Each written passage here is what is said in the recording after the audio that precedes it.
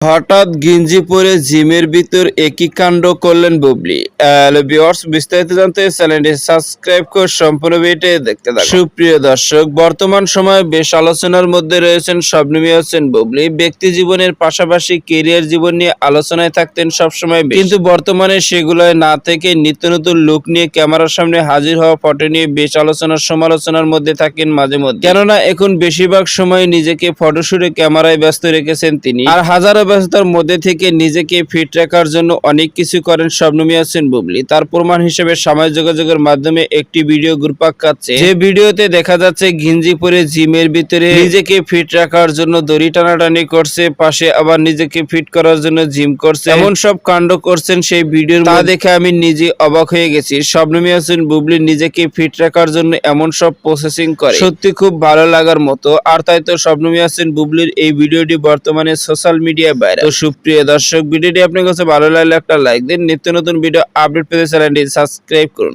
অসংখ্য ধন্যবাদ পুরো ভিডিও উপভোগ করার জন্য।